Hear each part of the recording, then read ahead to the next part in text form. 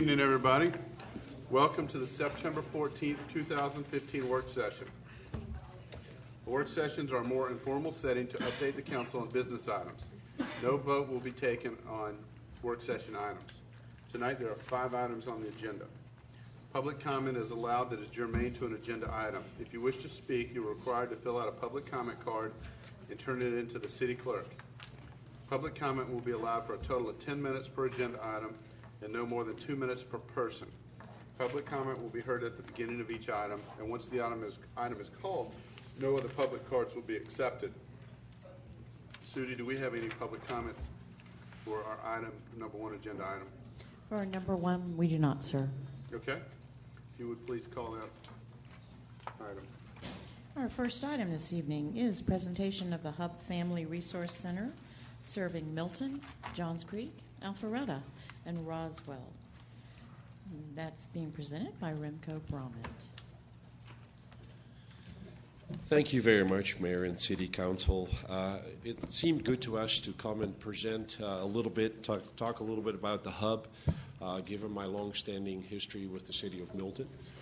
Most of you know that I had the privilege of serving the City of Johns Creek full-time for 4.5 years as citizens advocate. And basically my job was to connect citizens in crisis with appropriate resources. And that ranged from people losing their house in a fire to parents whose children had committed suicide to senior citizens needing financial help to parents at their wits' end who come to court because their sons and daughters had been arrested for the umpteenth time in possession of illicit drugs.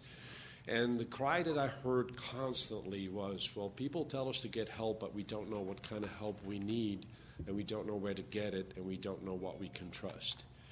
And some of the grassroots mental wellness task forces that have sprung up in Johns Creek and Milton started to arise about the need for a resource center, some sort of connecting point, a central clearinghouse to mental wellness resources. And so in June of last year, I put together a development team, and we wrote a business plan. I ran it by a couple of seasoned veteran business people to make sure it was sound. And then in the fall of last year, we... Can we mute that? Excuse me. Okay. Yeah, but can we mute that? Okay. Okay. Yeah. All right. Sorry about that. That's all right. Right. Where was I? Oh, yes. We seated a board in the fall of last year and achieved our 501c3 status in February. Around that same time, a property owner up in the North Fulton area graciously donated us a building rent-free for 2 years.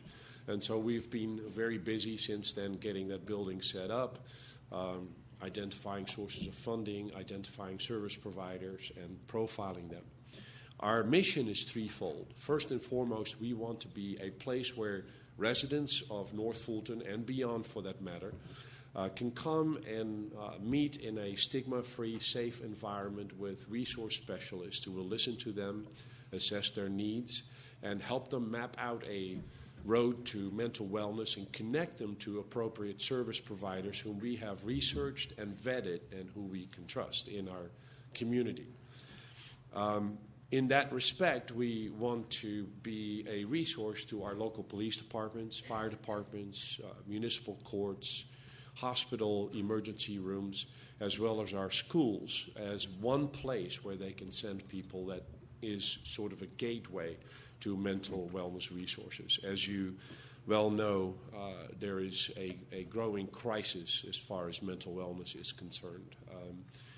Suicides, drug addictions, heroin overdoses, etc. They all point to very similar things. And so this is of great benefit to our public entities that first respond to these crises. Our police departments have reacted very positively.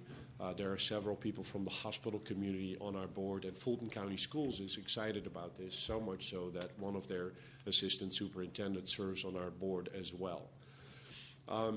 The second part of our mission, we hope to launch in January or after January of this coming year, and that is our Family Life University. That's the second thing we heard in the community. A lot of our school principals said we need parent education. And so we're going to go out into the community and offer seminars and workshops and classes for parents on a range of subjects. Digital citizenship and cyber safety is a big one. Knowing your medicine cabinet, where 75% of addiction to hard drugs begin. Parenting through addiction, parenting through mental health disorders, parenting basics, and a whole host of other topics that will be useful for parents and families in North Fulton County. And then the third and final prong is to provide support groups, support networks, where parents who face difficult issues like children who are severely addicted or children who have mental health issues can talk to each other and learn from each other and encourage each other in their journey. In that context, we also hope to work with the Fulton County DA's and Solicitor's Office to bring up here more services and support for domestic violence victims, because right now all of those are downtown, and we need them up here very badly as well. So our grand opening is this Wednesday. Several of you have already RSVP'd. If you haven't, but you would like to come, please send me an email. Let me know, and we will be glad to welcome you in our midst. Chairman John Eves of the Fulton County Commission is doing the ribbon cutting and giving a keynote address. And there'll be a host of folks from the county and various cities up in the North Fulton County area joining us. So thank you very much for your interest. I look forward to a fruitful collaboration with the City of Milton as we develop the hub. Thank you. Thank you, Ramco. Any questions, anybody? Yeah. Okay, thank you. All right, Sudi, again, thanks for what you're doing, because from your experience, and I'm sure a lot of our public safety can tell you there's a lot of folks out there that need help and resource there. So, Sudi, if you'll please call our next item. Our next item is discussion of an impact fee ordinance, fee schedule, and capital improvement element. I do have 3 public comments regarding this item. And the first one comes from Ms. Kathy Johnson. May I do my comment after the staff and the consultant present theirs? You know, we can how many comments do we have? We've got 3. Would the council rather hear public comment after the presentation or begin? That's okay. I'll do that. You're good? Okay. This way, if maybe there's something in your comment that when staff presents or the council can ask to clarify. Okay, yeah, I was just Sometimes wondering, because for them to give the basics of it. I know you guys know some of the basics, but in case I went into a little detail that they were going to discuss. But that's okay. My name is Kathleen Johnson. I live at 385 Taylor Glen Drive, Milton, Georgia. I am on the Impact Fee Committee, so I just wanted to speak to you. We met a couple weeks ago, and the committee went over this ordinance that you're going to hear about tonight, and we discussed it, and I just wanted to give you just a little bit from what the committee thought of it and discussed, and some of the issues. We reviewed mostly the entire ordinance, and I think we found as a whole, the committee, that we were in favor of the ordinance and the impact fee, and that the city should adopt the fee. And even we have some developers on the committee that also agreed we should have the fee. They may have a difference in the amount of the fee, but they agreed that it was a good idea for the city of Milton to adopt the fee in the first place. As you will hear, the whole impact fee is about paying your fair share, and the citizens now that are citizens of Milton right now are paying their share of capital improvements through their taxes. So this is for only new development and new people buying new houses and putting in new businesses that will pay a fee for their share of capital improvements. So it's not putting all the cost on new people. It's just taking them and letting them to pay their fair share of capital improvements in the future. I also just recommend also that the impact fee is charged at the full amount that staff recommends. I'm sure Kathleen will come up here and she's going to give a recommendation. And I I also recommend that it's at the full amount that staff recommends, because if it's not the full amount, if you don't do the full amount of the staff recommendation, the burden of the capital improvements of the city is going to be on the current residents. So you're going to have to make up that cost through citizens' taxes or through some other type of fee or some other way. You're going to have to, through the budget, you're going to come up with that money if you don't do the impact fee or if you don't do it at the full amount. Also, just as you will hear, the fee is only on new development, is not anything that's going to be on existing citizens. So I wouldn't think that any of the existing citizens right now would have a problem with this, because this charge is not going to be on them at all. Also wanted to note that most of the cities and counties in the surrounding area already have impact fees. So we're one of the few that do not. So they're kind of getting a little bit of a free ride right now on us, on Milton. So like I said, so I think that we should also adopt this, just because many surrounding counties, and it could be a lot of revenue for our city that we can use for our future capital improvements.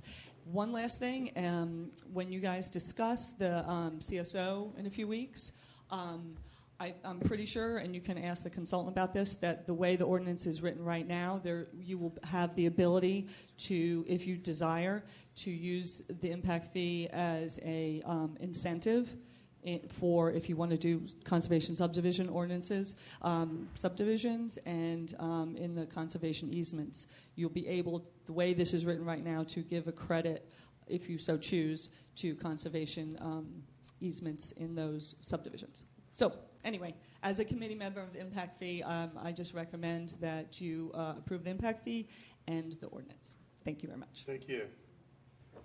Right, Judy? Okay. Public comment on this? We now have 4 more Okay. impact fee comments. The next one comes from David Ellis.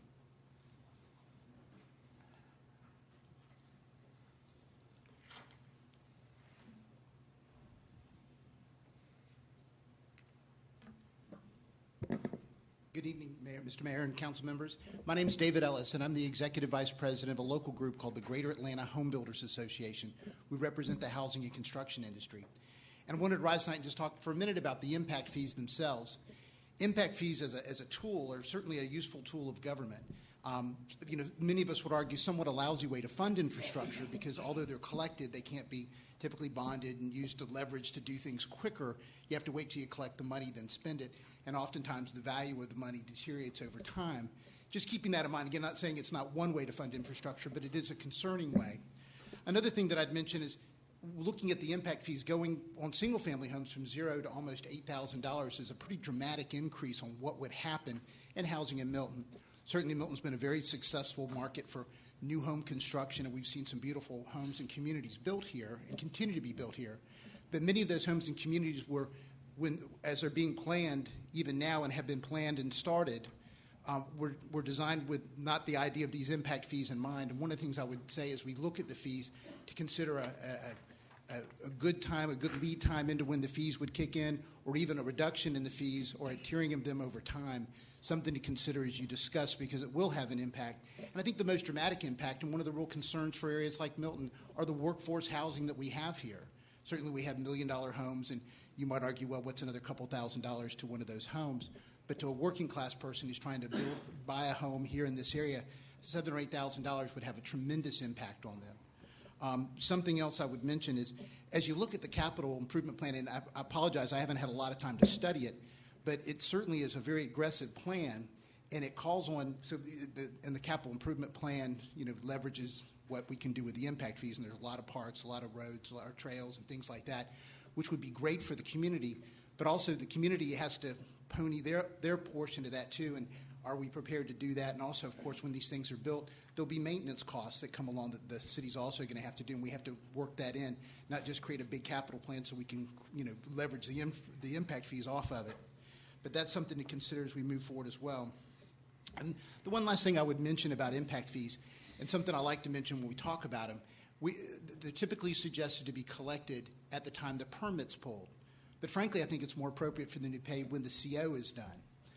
Parks, no new homeowner is going to have an impact on your parks until they move in. And so the CO, and again, a home in Milton, a typical home's probably $750,000, $800,000. Those homes take 6 months, 9 months, a year oftentimes to build. And the developer or the builder would have to pay that fee up front. And frankly, the homeowner pays it up front, but don't get the benefit of that use of that money until they get to move in. It would seem a more appropriate time to pay that fee would be at the CO at the end of the equation when it's time to move in and actually have that impact. And I would like to just mention, as one other thing related to impact fees, it always assumes the news people don't pay taxes. What they do, when they get here, they immediately begin paying property taxes as they join the community. And certainly them coming has an impact, but it has a dramatic impact in the sense that they're already, when they come, they will be paying those property taxes as well. But any way we can participate in the discussion or help, we'd like to, and thank you for listening tonight. Thank you. All right, Judy, if you'll please call the next comment. The next comment card comes from Chelsea Haygood.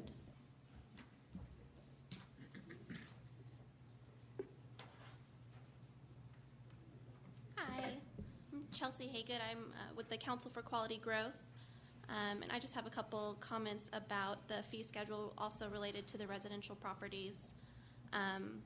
So we noticed that the ordinance was based on the consultant report, which specifically states that the numbers presented are intended to establish a ceiling where the impact fees calculated are really more representative of the maximum allowable fees by state law rather than a recommendation for what a reasonable fee could be if it were based on the development trends in the region. And so we wanted to ask you to consider that those numbers were actually more intended to, to be the ceiling rather than the recommendation. Additionally, kind of echoing what the last commenter said, the capital improvements plan, has a lot of parks and trails planned, and it also excuse me.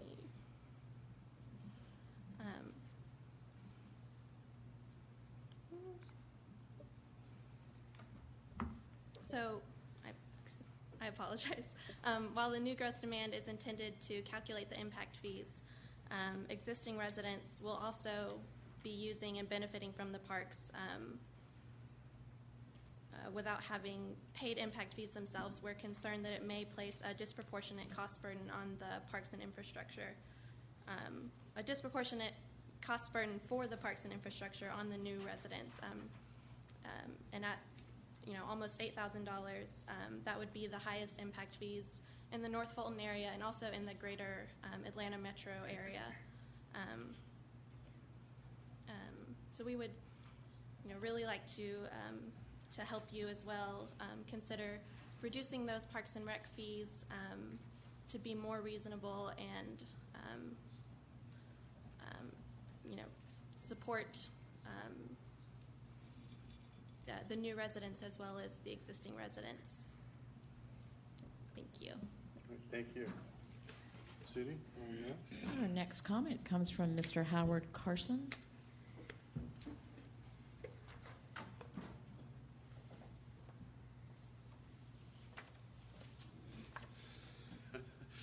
As Mayor, member of the council, thank you for allowing us to comment.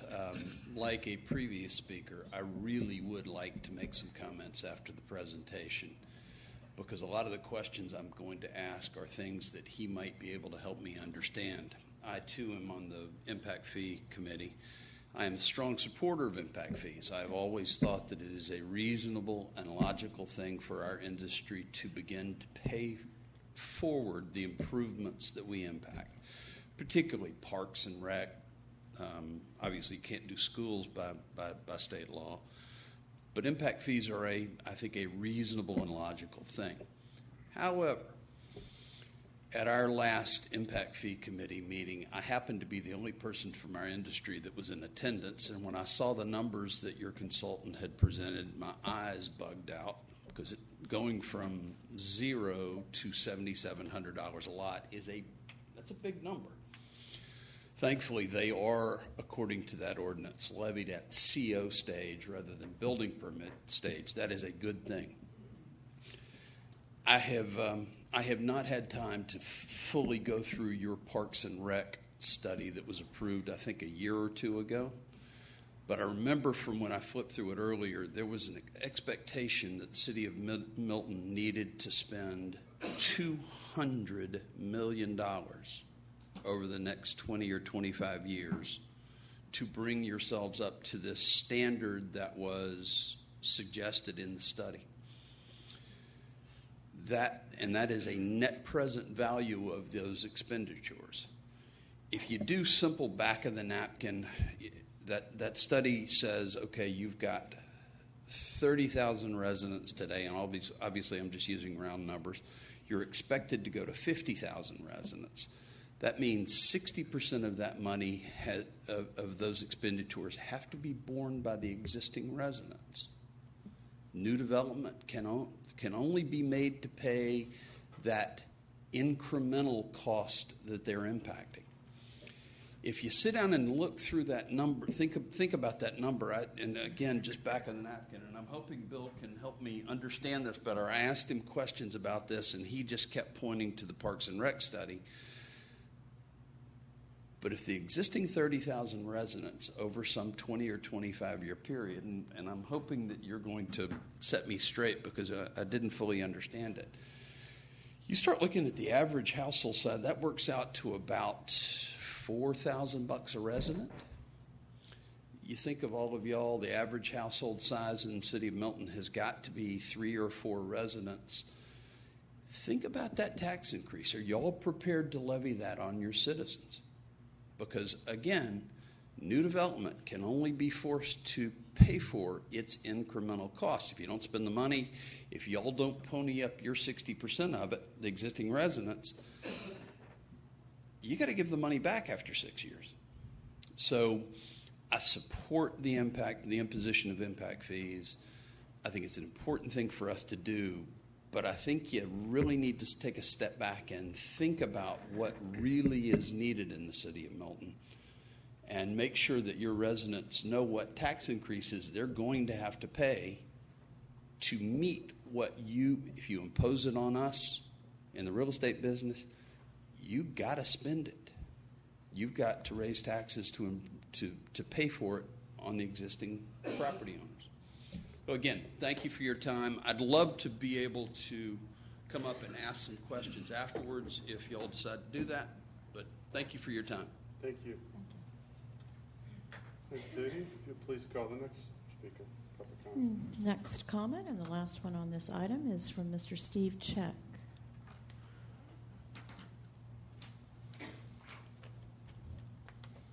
Good evening, Mayor and Council. My name is Steve Check. I live at 840 Nettlebrook Lane, Milton, Georgia. And Howard Carson, who I know, let me know that this meeting was occurring today, so I thought I'd come by and listen and maybe talk to it a little bit. I come with a little bit of kind of broad perspective of what's going on because I do live in the city of Milton. I was on the design review board too, so I was involved with the city through that, and I've also done projects in the city of Milton, residential projects, and bring numerous years of development and residential experience and impact fees. And we as builders and in the development community look at impact fees, and we just it is a sour subject and not one that's we like, but understand that with that there's some positives that come. And I think I haven't seen the consultant's report, so I don't know what it involves. So I'm like Howard. I do want to hear what's going on. I would also, and I don't know if there's a closed door on the committee or if there's a timeline for a vote. But I do understand that there were some people that were invited to the committee that were in the development and building community that have not participated. Well, you can tap me. I can participate.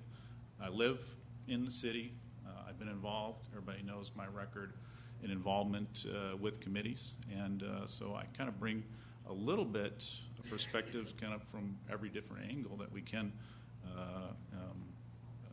that needs to be looked at for this. So I do volunteer. If it's close, that's great. I can kind of participate through public comments and what have you. But there are some things that I do feel that need to be addressed. First off, what is there a projection for what this is going to be spent on? I've heard a pretty large number, but what is that number for? Is it is there 10 parks, or is it what are these activities that are going to be occurring? And then two, how is that revenue going to be raised? And the one thing that I do want to caution about impact fees is it's not predictable. We can look back just 10 years of activity that has occurred in the housing industry, and saw impact fees in the 10 years ago. Whereas, gosh, the growth was incredible. Governments were impacting fees to builders at several different levels. Well, when the downturn came, there was a retraction of those fees because the government said, look, we want to attract building again. We need it. We need it for growth. We need it for revenue for the municipalities, and they retracted them. So if there's a projection of revenue that's going to be coming from impact fees, I certainly hope it's not a line that is growing upward, because it will vary.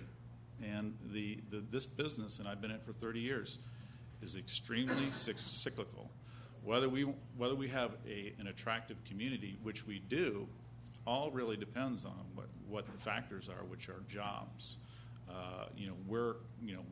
mortgages, mortgage rates. A lot of different factors come into the assumption that impact fees will be a consistent revenue source for the city. So once again, I appreciate your time. Like I said, if the committee's closed, that's great. I can participate through the public forum. But if not, I'm here to volunteer. So I appreciate it. Thank you. Thank you. Good City, do we have any more? That's all, sir. Okay. We'll let Kathleen present this. Yes, thank you, Mr. Mayor, members of the council. We are here for the last part of our process as we look toward the consideration of the establishment of an impact fee ordinance. This is essentially part 3. Part 1 was the review of the methodology report, which established essentially the level of services. Part 2 was the review and transmittal, which recently happened, of the CIE, the capital improvement element. And you recently voted to transmit that document to DCA and the ARC. And I am pleased to announce that that document has been approved by those bodies. So you will be approving that CIE document at the next meeting. The third part of this process is to review and consider a proposed impact fee ordinance, which includes the fees. And toward that end, Bill Ross is here to give you a presentation on the proposed draft impact fee ordinance. So with that, I'm going to turn it over to Bill. Bill. Thank you, Kathleen. Mr. Mayor, Commission. I've said this before, and I'm going to repeat it again. I have no horse in this race. I'm the veterinarian. I'm here to answer your questions. I'm not, if I start sounding defensive, I'm not being defensive. I'm just telling you what the facts are and leaving it to you to make the decisions on what it is you want to do. I supposedly have a PowerPoint presentation, which I'm going to go through fairly quickly. At any point in time, if you say, slow down, Ross, or wait a minute, sing out. But I know that your time is valuable, and there's a lot of stuff in this PowerPoint, much of which you already know. There are two there are two questions that I need your guidance on. One of them, and that is in order to finalize the impact fee ordinance. One of them is whether or not you want to include any exemptions in the ordinance. The draft ordinance you have has exemptions in it, doesn't have to. The second question is, what do you want to set the fee at? As folks have said, and I have said, my job was to figure out the maximum. That's not a recommendation to you. It's the maximum fee that you can charge. You need to know that because you can't charge more than that. And we'll talk about the fact that you can charge less and how to go about doing that.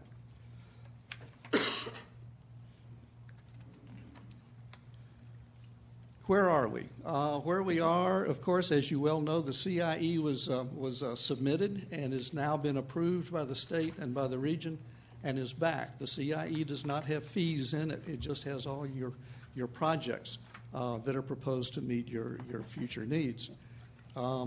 We are in the process of creating the ordinance. That's what's before you now. Simultaneously, we're working on the staff administrative procedures and a computer program for fee assessment so that if and when you adopt the impact fee ordinance, the staff will be prepared to implement that program at that time. There are a number of things in the ordinance. Many of them come straight out of state law. The state law says an impact fee ordinance shall include the following, and all of the followings are in there. It's been reviewed by a city attorney, and I did a lot of changes per his request. We've also put some changes in the ordinance that's before you now from the discussion at the advisory committee meeting. And there may be some capitalizations and periods needed here and there, but it's very close to being finished. That ordinance before you, as I said, has two things. One of it is about exemptions, whether or not you even want them. And secondly, the fee schedule that's attached is just the maximum fee schedule, because that's the only one I had. But where the maximum fee schedule, it's attachment A at the back, where that is located is where the real fee schedule will go that you wish to adopt.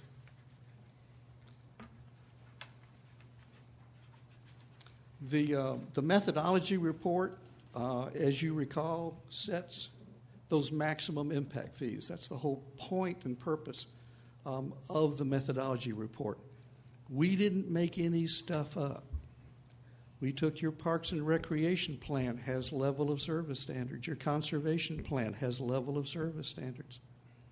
Your roads, the projects that you've already put in your capital improvements program for the law enforcement center and the fire department needs. So everything in that methodology report is based on plans or levels of service or projects that you've already included in your official actions in the city. The capital improvements element that is now coming back to you for approval includes an exemption policy. The reason for that is that the state says, excuse me, you can adopt exemptions relative to the public benefit of extraordinary employment and economic development opportunities or for affordable housing. Nobody in the state of Georgia has ever adopted an exemption for affordable housing, so I focused on the economic development part of it. The paragraph in the capital improvements element is merely enabling. You don't have to do it. If you wanted to adopt some exemptions in your ordinance, then you needed to have had that statement in the CIE. It doesn't make you do anything. It's not compulsory in any way. But if it wasn't there, you couldn't do it at all. You'd have to go back and amend the CIE. The policy that is in the CIE gets a little more specific. It's focused on extraordinary employment and economic development, and it says that you will make a decision for exemptions with regard to the degree to which you think that some project before you meets a public interest over and above common everyday ordinary development. The main thing, last paragraph on that screen, the main thing is any exemption you grant, the city has to make up the difference into the impact fee plan, because you haven't made a decision that they owe less, you just made a decision you're going to charge less. So that leaves a gap in the impact fee fund for whatever had been forgiven. And that's probably why a number of jurisdictions have not adopted exemptions at all, but many have. The criteria that's in the ordinance right now, and this is a draft, but I've taken this from a number of other jurisdictions that have similar economic development goals and objectives. Right off the top, tax-exempt religious institutions are in there for a 100% reduction. Now, that generated a lot of discussion at the advisory committee meeting. Some folks saying they're already tax-exempt and they're going to have impact. Why are we giving them a break on impact fees? Others said we probably do need to give them a break on impact fees because they're important to the community. So the final decision was leave it in and let you decide which way you want to go with that. They really didn't make a recommendation, so it's in there for your discussion. Businesses, of course, include offices, retail trade, and accredited private schools. The ordinance exemption criteria gives preference to national, regional corporate offices, research and development, and private schools. Those schools have got to be accredited by the state or the state's accrediting agency or accredited college in order to qualify as such a preferred business. Other businesses could also be considered. The criteria is up to you to sort of make up your mind. It's not hard and fast. The state law says you can grant an exemption relative to the extent to which you feel that some business is going to be of great public benefit. So there are criteria. These are very common criteria amongst chambers of commerce, industrial development authorities, et cetera. What are the new wages going to be? How many new jobs are we going to have, and what kind of jobs are those? That kind of information would be presented to you, and if you felt that it qualified as extraordinary, the law keeps saying extraordinary economic development or employment growth, then you can grant an exemption anywhere from 100% to 0%. It's up to you to make that decision if you even want to keep this in the ordinance. I'm just explaining this is what's in there at the moment, but I need feedback from you as far as whether we leave it in, take it out, change it, et cetera. And these exemptions, Bill, you say have to be made up somehow, any of Yes. these? Yeah. If you exempt somebody $100,000 from their impact fee, that means the impact fee fund is $100,000 short. They didn't pay the fee they should have, and you're the only one left on the block with money, so you're it. Bill? Yes, sir. I haven't gone through all of your definitions here, but how do you define an extraordinary economic impact? The state leaves that. Probably easily. The state leaves that to you. That's like how do you decide a zoning case? You've got all those standards, all those review standards. You weigh the positive and the negatives, and you make a zoning decision. This is the same kind of thing. There are a lot of other exemptions for extraordinary growth that have been adopted. One county said, well, anything that gets developed in the county's industrial park gets 50% off and that sort of thing. It can be more specific, but it doesn't need to be. It's judgmental on your part. So if somebody walks in the door and they just want to do the same old thing that's down the street, I wouldn't call that extraordinary. Well, I think it's During the recession, there were folks who said anything is extraordinary. We're in the middle of a recession, so Well, I think it's probably a moot point, particularly in this city with the minimal amount of commercial industrial area that we do have. But on the other hand, you could construe anything as extraordinary too. yeah. That's why it takes a majority vote. Kind of a subjective. It's very much issue. so. It's very subjective, yes.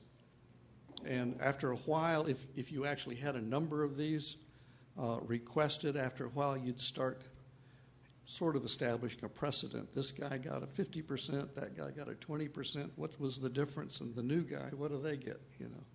Kind of thing. Like I say, you don't have to have this. And there are jurisdictions that have no exemptions at all. But I just wanted to put something on the table for you to think about. I'm not recommending it to you, but if you did have an exemption, this is probably one of the better ways to go. Yes, sir. If we wanted to utilize impact fees to help conserve, not necessarily use the impact fees, the dollars, but for this conservation effort that we're looking for to potentially exempt or waive or lower those, we need to have this criteria in there. No, because we're going to get to credits next. Okay. And in the case of a credit, you don't owe any money back to the fund. That's the beauty of credits. So let me jump into that. I think credits are next. Bill, I have a question for you. Yes, I'm sorry. Just as we're talking about that, you mentioned amending this down the road if we ever wanted to. Is that process tedious and long as well, or is that something that takes a year, 6 months, 1 month? Amending the ordinance or the whole program? Just the program. Minor amendments can be done fairly quickly, Okay.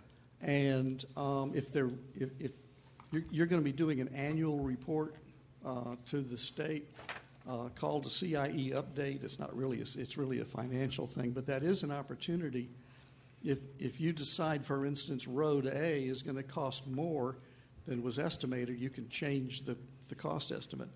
But if you want something completely new and different, you'd have to go back and amend the whole program. If for some reason you were going into a citywide drainage system. Like, for example, with Bert's question, if we had let's say we did not include credits to start, but maybe we decide we needed them down the road, that would be something that would involve an annual addition, or that'd be a whole No. process? Okay. Because, and that's for exemptions, different from credits, but on exemptions, since the CIE has that rather general statement, you could put no exemptions in your ordinance today. A year from now or at whatever time, you could say, gee, we really ought to have an exemption for economic development.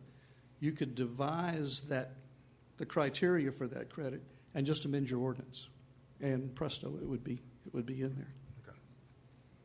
Now, credits are just a generalized part of the ordinance.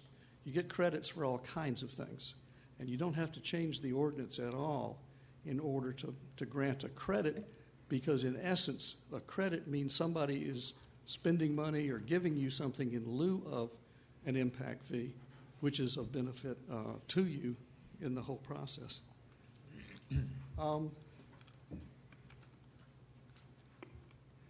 The first example, I'm just going to give you a quick overview. We looked at, to give you an example of a credit, if a developer volunteers to improve a road that's in the impact fee program, instead of paying the fee for the road, they can get a credit against their impact fees for having actually done it. Maybe they want to add a lane along their frontage or whatever it might be.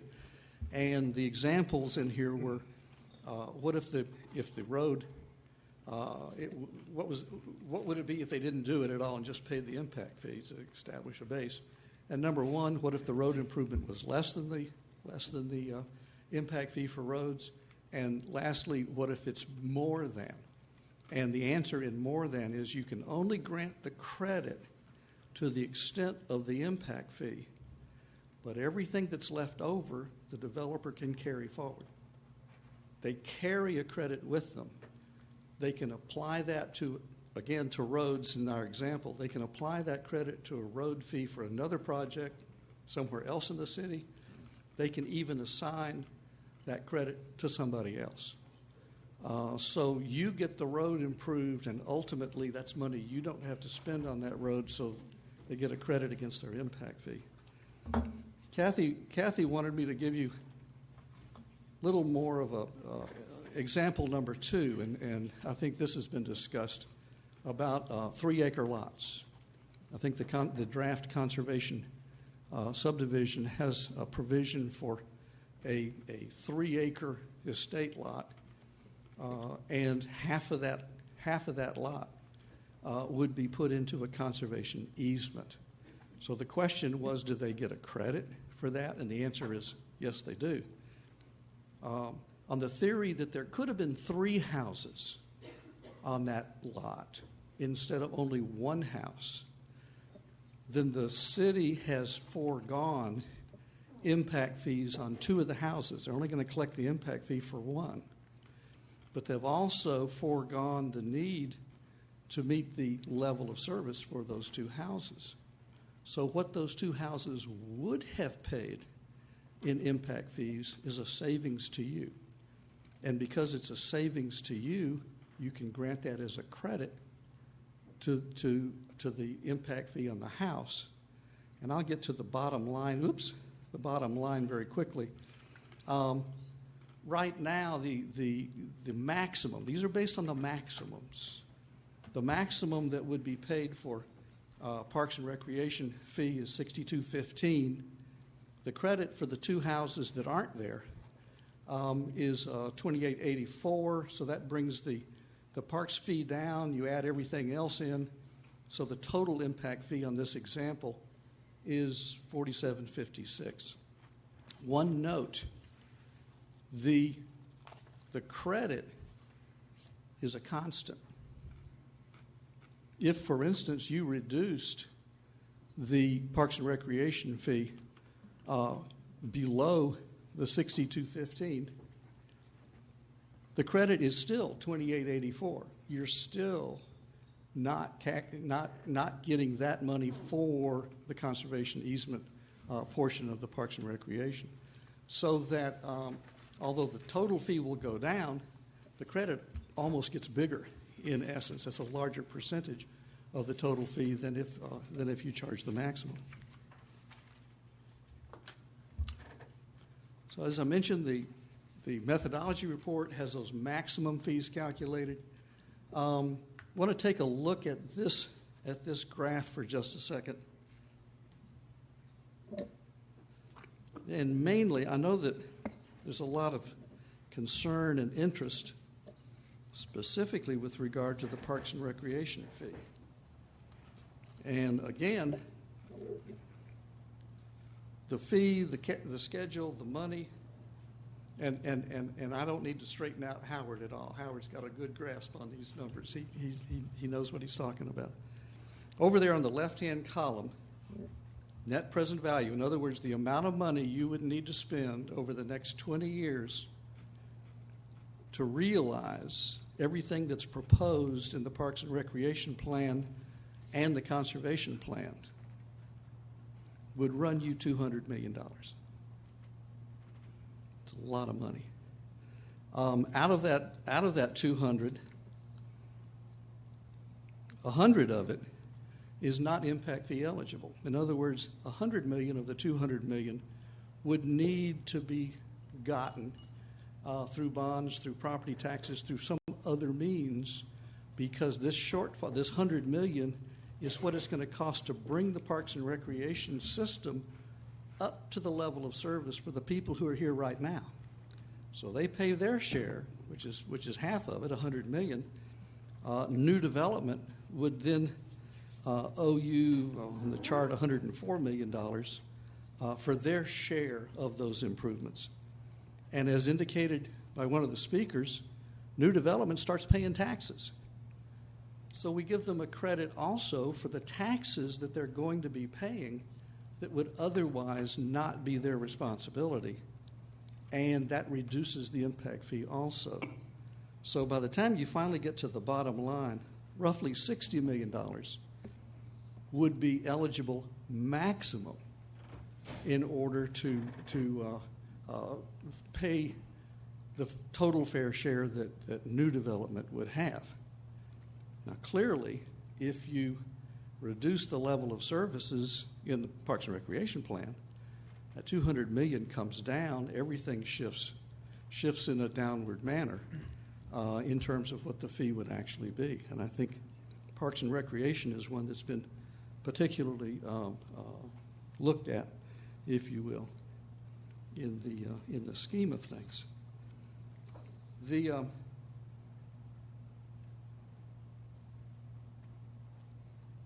sort of one final point: these maximum fees. The current maximum fee, total fee for a single-family residential house, would be a little over 1% of the average cost of new construction, new houses in the city that have come online in the past 2 years. Obviously, there are houses for less money. There are other houses for more money, but that was the average level. The non-residential uses, and I just use a flat $220 per square foot of floor area, which of course is going to include some parking lot, it's going to include some landscaping, it's going to include land costs. But those are generally at or around 1% also. Fast food restaurants, convenience markets, they generate a lot of traffic. That's why their fees end up being higher. Small floor area, lots of traffic. So their fees get up around 5%, 4% of the development costs. And I told you that I would also talk about how can you reduce these things. The main rule, to stay honest with the state law, is that you have to reduce the fees proportionately. You could not, for instance, say, well, we're going to reduce the fee for gas stations, but we're not going to reduce the fee for grocery stores. You can't really do that. But you can reduce the entire category. You can say, we're going to reduce Parks and Recreation by X%, or we're going to reduce the road fee by X%, and that would apply to all of the uses in those categories. And of course, in the city of Milton, the Parks and Recreation fee is only applied to residential uses. So we have one other. These are the dates that are currently set. First reading on the 21st. Second reading and possible adoption on October the 5th. Those are the schedule. You don't have to follow that schedule, but that's what's been set up as the schedule so far. And we have an example. We have a little spreadsheet. We can actually play with these numbers, but the spreadsheet will show you what the result would be if, for instance, you reduced the impact fee on for Parks and Recreation down to 50% of what the maximum could be, just as an example for you. And if everybody can see that, the maximum fee for a single-family house, well, not the maximum, the impact fee for a single-family house would be a little bit below $4,800 if that reduction was made. This is an interactive spreadsheet. We can plug in any percentages you want on any category, and the top part of that spreadsheet would instantly tell you what the fees would be on some example kinds of uses. If there are no questions, yes, sir. I'm looking at your schedule here again. Is this intended to be all-inclusive of the different types of construction within the city? Oh, the spreadsheet there? No, your impact schedules, attachment A. Oh, that's the Fee maximum. Yeah, that is the maximum fee that could be charged in all of those land use categories. Somebody may come along with a land use that's not on the list, so the ordinance has a process in which Kathleen Field can make a decision about, well, it's closer to this than that. They can come to some agreement on what the fee ought to be. There's also an appeals process called an individual assessment, when a person actually gives the city information that says, well, I'm different from everybody else because here's my traffic counts, here's my floor area, here are my employees, whatever it might be, and the fee could be based on that too. In all of those cases, the decision is being made that what the use actually owes. So there's no issue of credit or exemption or anything. It just says you're different, and using the same methodology as everybody else, your fee is generally lower than would be charged. Okay. I'm making reference to a couple projects in the city at this point in time. There's senior living or assisted living, and I don't see it on your fee schedule here. Yes. Maybe that's one of the special cases you might address as far as what actual impact they have. Certainly on a senior living facility or assisted living facility, it wouldn't have much impact on Parks and Rec. So is this the type of exercise that you would go through in addressing a specific use like this then? Yes, and those kinds of uses were left off on purpose. The reason being assisted living, retirement community, nursing care. There are all these different kinds of uses that elderly folks like me end up living in at one time or another. And so you really need to look at them one by one. The main resource for looking at them one by one is actually those uses are spelled out in the what's called the traffic manual that the Institute of Transportation Engineers uses, and those numbers went into a lot of these calculations. But yeah, if somebody went in, Kathleen would say, well, you say this is assisted living. Are these folks mobile? Are they bedridden? What's the situation? It's some retirement community. They go get in their cars and they drive around all over the place. In a nursing care, their relatives come to visit them. So it would need to be made on a case-by-case basis. And the whole point of an individual assessment is to get the user and the city in agreement over what a fair fee would be.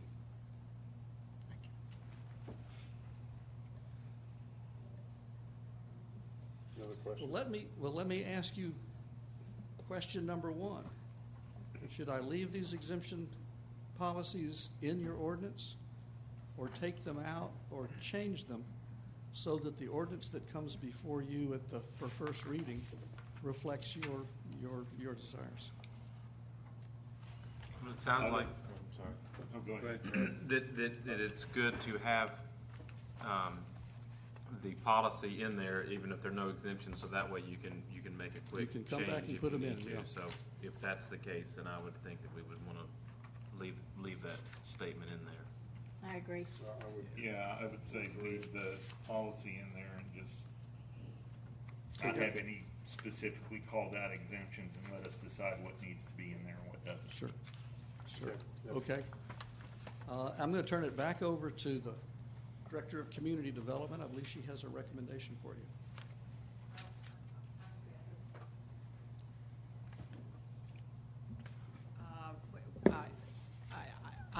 I'm prepared to make a recommendation to you in terms of the amount, the percentages at this time, or if, Mr. Mayor, if you'd rather discuss it first or whatnot. But staff has thought about it, and we are prepared to let you know what our thinking is. But if this is an appropriate time or later, is fine with me. Well, if anybody has a specific thought or recommendation, yes, but then also it'd be good to see staff's recommendation for us to address. Okay. So does anybody have anything in beforehand, or would it be good to see staff's recommendations on the percentages? Just one question. I know we're talking about the exemptions on the back end, but on the front end, and I just want to make sure I understand this as well. It sounds like we're committing ourselves to spend a certain amount of dollars, and the real question is what we're asking is what method are we going to be paying for those, whether we do it through impact fees, or we as a city do it out of our own pocket. But it doesn't sound like that front end number is flexible at all, which I think goes more to Howard's question that he asked at the beginning. So is that flexible? Is there a way to, maybe, I know there was earlier meetings, we were talking about all this stuff beforehand about how do you come up with the numbers and the dollars we were going to spend. But I guess maybe I didn't ask the question then, but is there any give on those front end numbers? Rather than trying to fix on the back end with how we're going to spend the dollars to get to that level, what if that number was reduced? Well, let me jump beyond the hypothetical. You adopted a Parks and Recreation plan and a conservation plan and said, we're going to do this. We're going to achieve certain levels of service in this community that would bring quality parks and recreation facilities and activities to the city. You could say that's a commitment that you've made. So if you let's play with the 50%.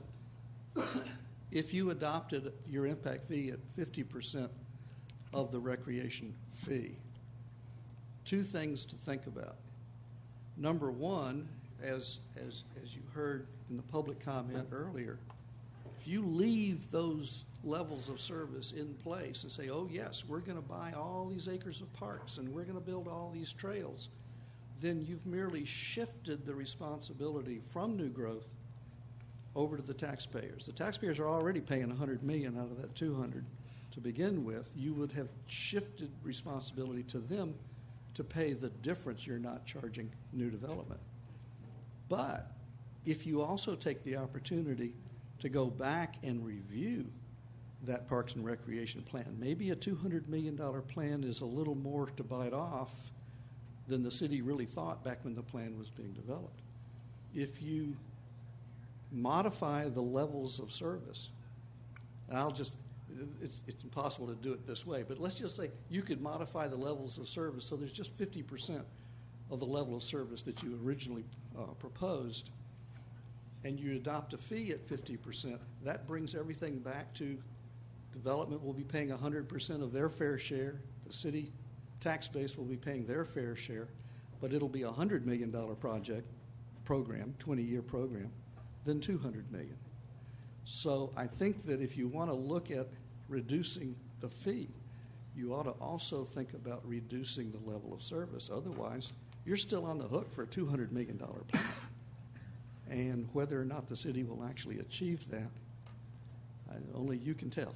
Well, let me and make sure I just understand this. So I imagine if there was an economic condition where it's such that the city can't maintain its plan to try to get to a certain level with a burden on anybody, just to say what if, and then does that then mean that the state then imposes, oh yes, you will spend this amount of money on us because we've now adopted this program?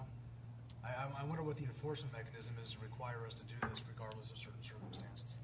If I understand your question, the money you collect in impact fees can only be spent on the types of facilities for which it was collected. But what are the monies? Or you can give it back. Right. I'm thinking not on the collection side, but more on the spending side that we're required to spend. Yeah. And so I just want to make sure that we're not locking ourselves in to spend X amount without. Well, yeah, Matt, sorry, I just want to make sure I understand what Matt's concern here is. You're wanting to make sure that we're not somehow engaging a future spend or committing a future, making a commitment to spend a certain amount of money in development of services. Right. Okay? I don't think, and I'd ask Ken, there's no way we as a council can engage a future council in terms of any kind of commitment to spend money that's not already in a budget somewhere or isn't capable of being in a budget. That's right. The Georgia law with respect to binding future councils still applies. That is true. So, if something were to change, to Matt's point, and it would cause us to have to back up or back down from some level of service that we thought we were going to be able to provide, as long as we're not spending the money on something other than what its original intent was, we don't have to worry about coming up with some kind of crazy plan to spend $200 million if there's just no way for us to raise that money. Well, you have a plan. already No, adopted. no, I understand that. You already got the plan. Hey, but what's going to happen in the next 20 years? Nobody can tell. Maybe 200 million isn't enough. Maybe it's too much. Nobody knows. You're right. It's a plan. It's a good plan. It was the best plan we could come up with at the time. But are we going to be further accountable to that plan with this, is my question. Well, at some point, somebody's going to say, "Where's my trail? Well, sure. Where's my park? Where's my ball field?" You mentioned, though, that or maybe Howard did, that you have to give the money back after 6 years if it hadn't been spent? Is that? Or encumbered. Okay. And you'll be encumbering your money every year to specific projects. You won't.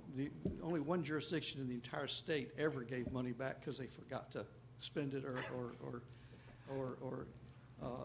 encumber it, and I bet you can guess which county that might be.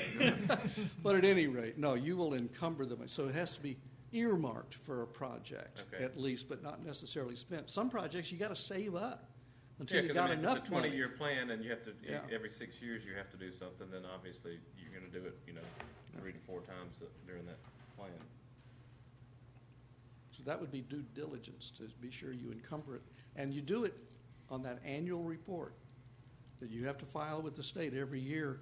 You'll show what did you collect, what did you spend, how much you got in the bank, and what projects have you encumbered it for. And that, since you have to adopt that after the state reviews it, that becomes your commitment to have encumbered money to a future project that you don't yet have enough money to spend, to do it completely. Karen?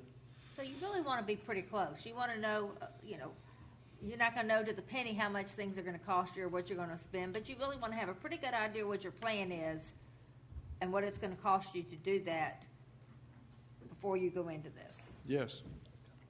And as you move along into the future, you're going to also be going from estimated costs to real costs. What is that fire truck really going to cost as opposed to what we anticipated it? And again, in that annual report, you make those adjustments. Maybe you paid less for the fire truck. You probably paid more for the fire truck than was estimated. So you can modify those costs as you go forward also. It's a very fluid system. Impact fees aren't something you just adopt it and you're in a straitjacket. They're really much more fluid than a lot of folks. But at the same time, you just don't throw a number out there blindly. You really have to have a plan and just adjust the plan as you go along based on what your collections are and what actual cost is. Yeah. Okay. All right. So I got my answer on exemptions. You're next. Thank you. Clearly, I think the major sticking point with this analysis is the large amount that was allocated under the Parks and Rec, the $200+ million, of which much of this fee is based on. And one of our thoughts was that we are going to be updating the comprehensive plan this coming year. And as part of that update, we could relook at the Park and Recreation plan to see if indeed the $200 million level of service, which is what the current approved plan calls for, is indeed as viable as we think it is. And so we could make that assessment during the coming year. And in the interim, look at a reduction for the Park and Rec to the 50%, which would then, for the year, and then next year when we update our CIE, we could come back in terms of what we found for an updated Parks and Rec plan in terms of what that level of service and the cost of that would be. So that's something we could do in this coming year. And but again, that's an option. And there are many options here. And as Bill said, he's willing to plug in different numbers so you can see what those costs would ultimately come out to be. Okay, so basically you're recommending cut it in half, the parks portion. The parks portion. Which is the large, which what is we have heard is, a lot of folks on the correct. bill cost. Correct. Or yeah. That's right. amount. Anybody have any comments on that or That would put us comparable to Roswell and Alpharetta's new proposed amounts, wouldn't it? Pretty We'd still be a close. little above Sandy Springs, but it would put us comparable to. Correct, and also the other variable there, don't forget, is when these impact fees were put in place by these other municipalities. Ours will be, as of 2015, some of those others are much older, so you really have to look at when they were established. Okay. So Alpharetta is considering raising theirs, is that true? Yes, and Bill is their consultant. Oh, he's behind it. Imagine that. Alpharetta has a very expansive Parks and Recreation plan. So yes, they are looking. I brought the number with me. Their maximum. I know nothing about what they're considering. I talked to the planners over there today. They're not getting any signals from the city council as to reducing the fee, keeping the fee, or whatever.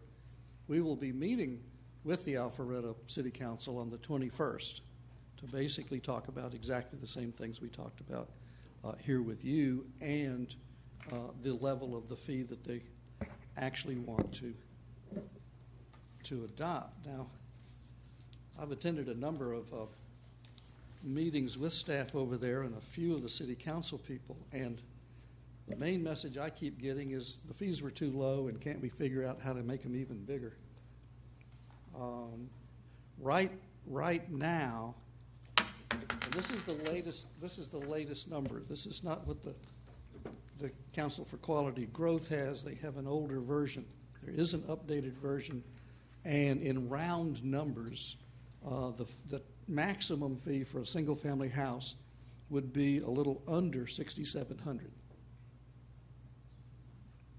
and much of that's for Parks and Recreation. So their current fee is a little under $6,700. Or is that Yes, what they're looking at? their current fee was adopted more than 20 years ago.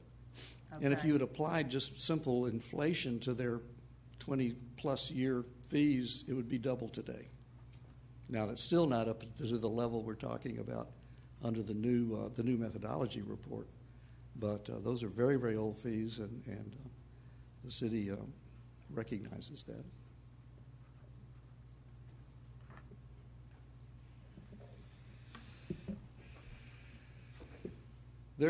I can add that their Parks and Recreation plan is not as expansive as yours, and they have a much higher fee for roads. They have no fee for fire department at all, and some for 911 and the police department. As far as the fire department was concerned, they've got all the stations and the new fire trucks that they need.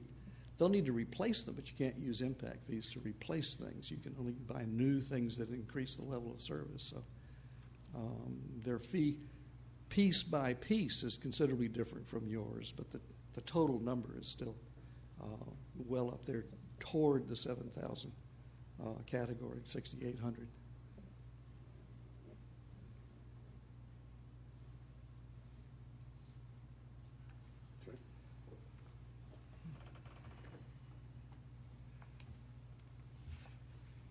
Kathy, do you have anything else? Yes, sir. What direction do you need? You know, we talked about the exemptions or not, which we discussed. That's correct, the exemptions, and then we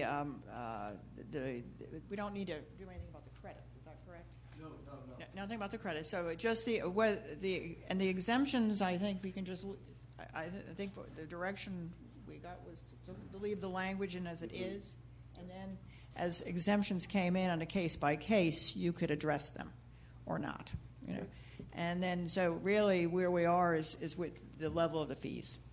Okay, and the level, do you need us to address, I know you recommended, but 50% on the Parks and Rec, but is that something where you need a direction tonight in the general direction on the fees, or that's something, you know, as we, between first presentation and we actually vote on this, can adjust?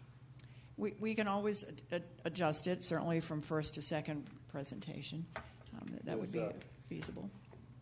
is there strong feelings now that, direction that maybe we could give our staff, or do you guys want to wait and address the actual fees themselves later? Cool. I'm okay with waiting on it and just thinking it over a little bit. Yeah, I think waiting's a better option. Okay. Well, Especially because we don't know for sure what Alpharetta is going to be. Bill will let us know. Okay. Okay, and if it's all right with the council, I know there was about 4 public comments prior who all said they wish they had a chance. If it's all right with the council, do you want to take a minute or so, and if anybody wanted to add something to their public comment or not, I'm fine either way. Okay. I'm fine. I've got, if somebody wants to, that gave an earlier public comment and wants to get up and just add something to it, and then, Sudie, I don't know procedure-wise if they add something to their card or have to fill out another card afterwards or whatever, but, so, yeah, come on up.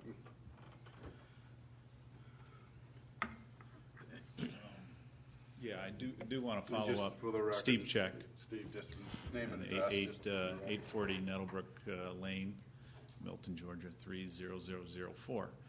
And like I said, I'm really coming in a little bit late to what's going on here, and I'm a bit off, a bit uninformed, but better today.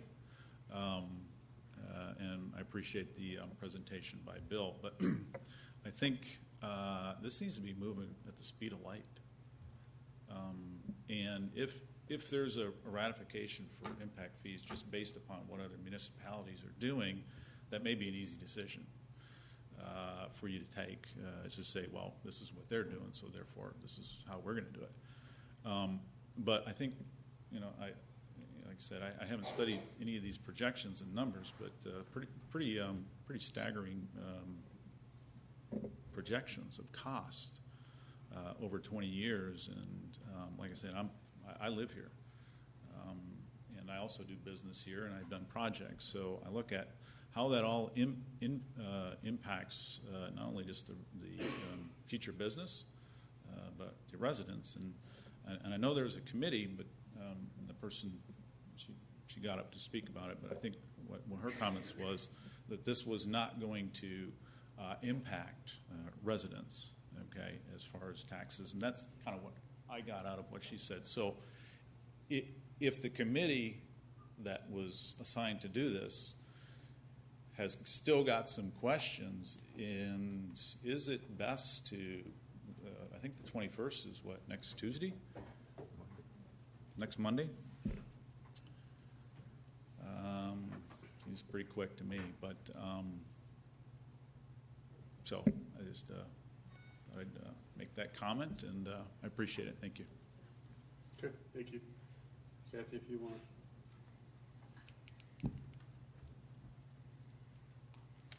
Thanks for letting me come up again. Kathy Johnson, again, 385 Taylor Glen Drive, Milton. On the Impact Fee Committee, just so you know, I just spoke to the consultant. We have been, just to address your concerns, he has been working on this for a year, and I have been on the committee. First meeting, I believe, was in March. So, and I've been to every committee meeting, and so it's been 6 months that the committee has been working on this. I know you guys have heard it a few times in front of the council, and it has been going on for a year. So, I'm sorry that he doesn't know about it, and he's learning about it now, but it has been going on for a while, so it's not that fast. Also, I just wanted to reiterate that with the Parks and Rec, since that seems to be the sticking point right now, or the discussion point, I think that you guys should put it off and think about it, since you just heard about this tonight, and should think about what this is going to mean if you reduce the Parks and Rec fee. And just to reiterate, if you do that, you have a plan, a Parks and Rec plan, so that's been approved. So if you reduce the Parks and Rec fee, you're going against the Parks and Rec plan that you have right now that's been approved. If you choose to redo the plan and reduce it, and alter the fee, then I guess that's a course that you could do. But that's going to then reduce the amount of Parks and Rec land and Parks and Recreation that you give to your current citizens in favor of reducing the cost to developers and citizens that are not here yet. Just want to reiterate that that's really, when you get down to brass tacks, that's what's going to happen. So it's between your citizens now and what you're going to charge them, what you're going to make them pay, and developers or future citizens and the impact fee that they pay. So I just wanted to reiterate that and say it's going to be on your citizens now, or either in making them pay more because you have a lesser impact fee on the new development, or giving them less Parks and Rec. Okay, thank you. Thank you. Hold on one second, Steve. Does anybody else want to? Mr. Carson?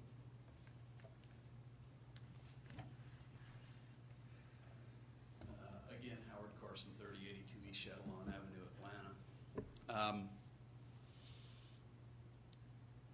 While, yes, this committee has met along several times, we were just shown these numbers 2 weeks ago.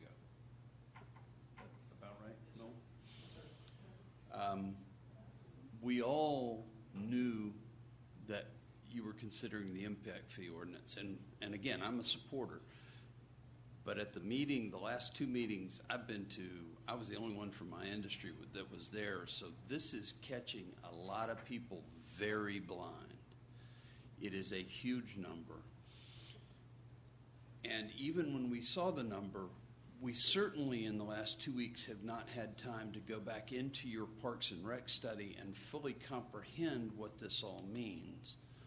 It's new information, and to, as Mr. Check said, to have this proceed at rapid fire pace, I think is the council has just been made aware of this. I let them know 2 weeks ago when I found out about this.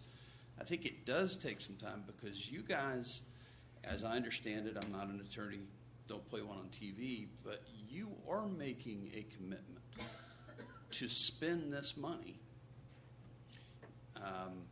The legal effect of that, I don't know, but if you're taking it from us, the existing taxpayers are going to have to meet that $140 million balance or whatever that is.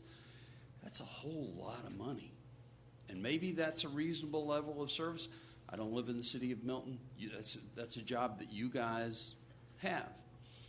Maybe that's a reasonable level of service. Maybe it's too much, but you are making the commitment to make up that balance that the developers aren't paying for in their delta in growth. So I think it is reasonable to take a little time out and let us kind of figure out what all these numbers mean. Make sure your residents understand the impact on them. And I appreciate your time. Thank you. Thank you. Okay.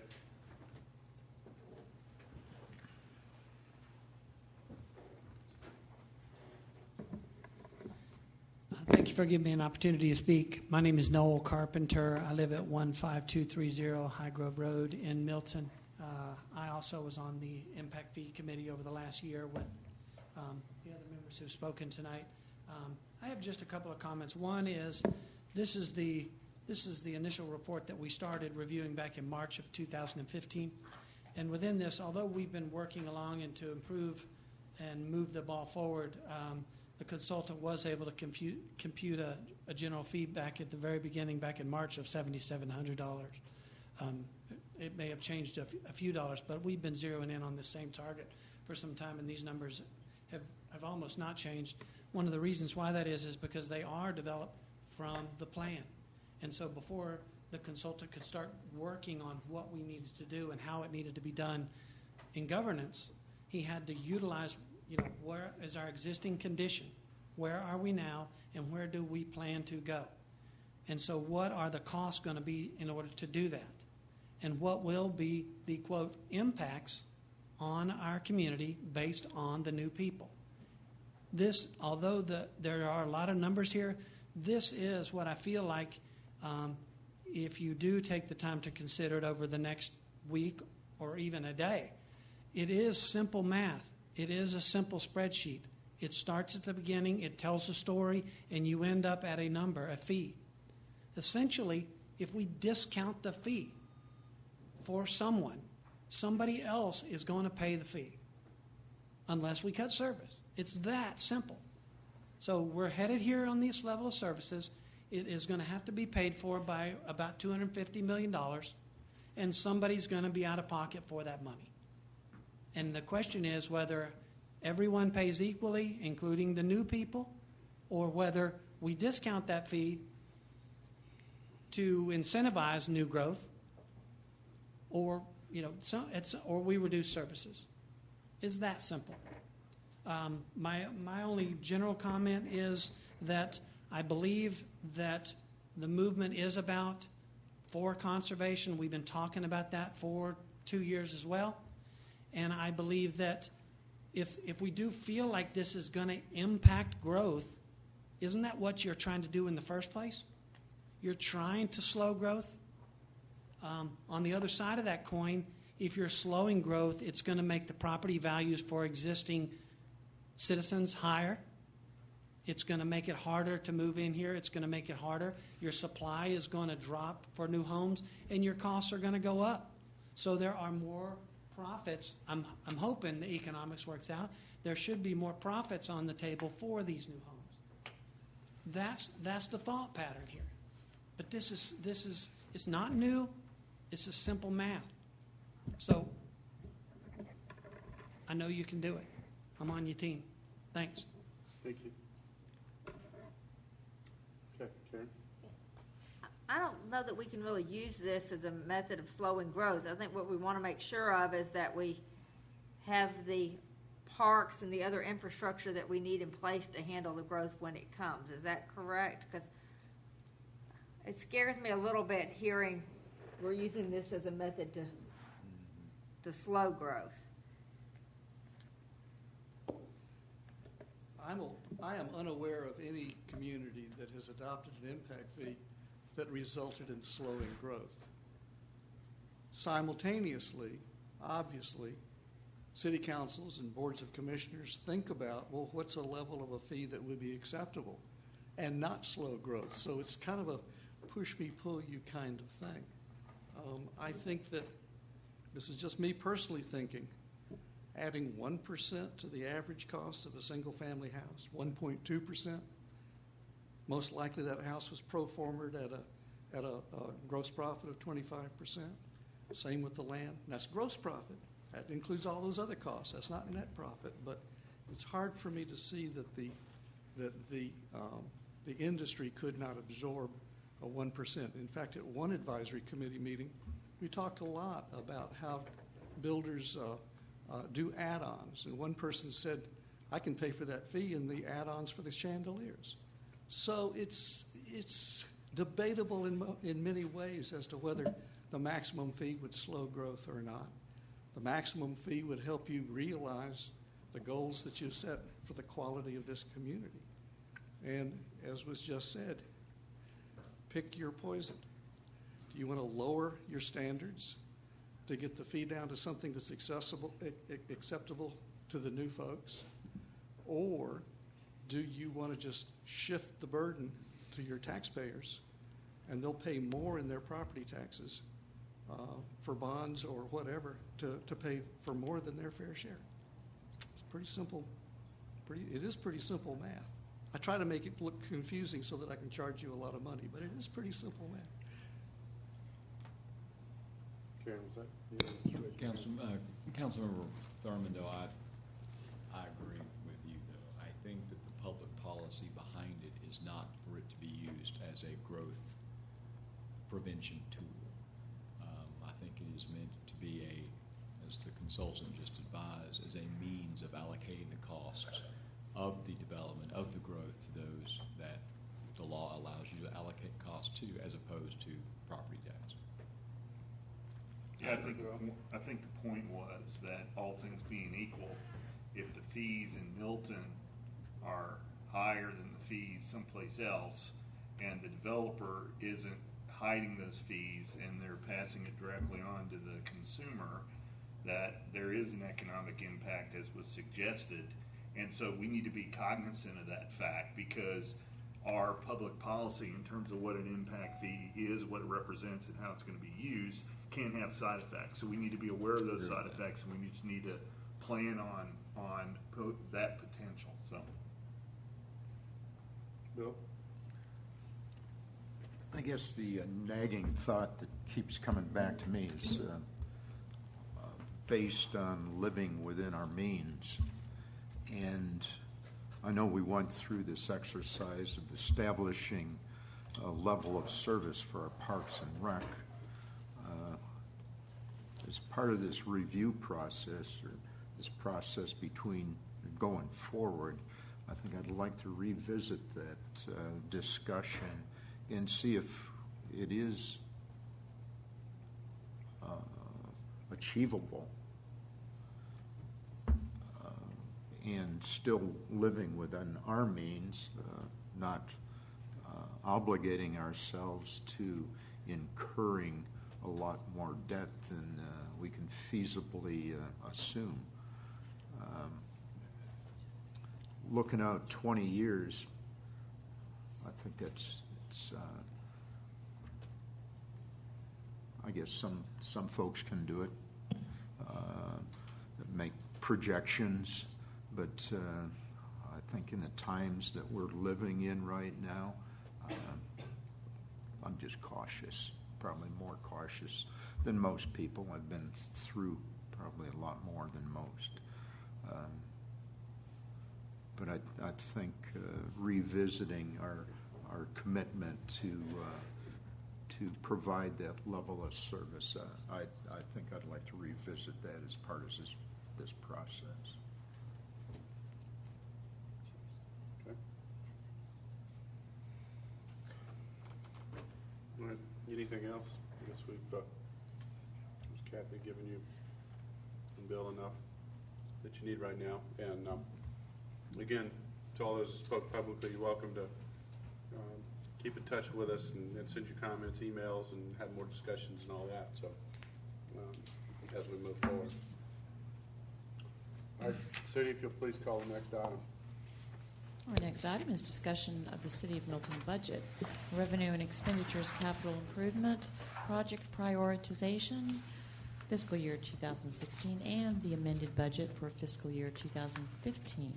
Ms. Stacy Inglis. And no public comment on this. Okay.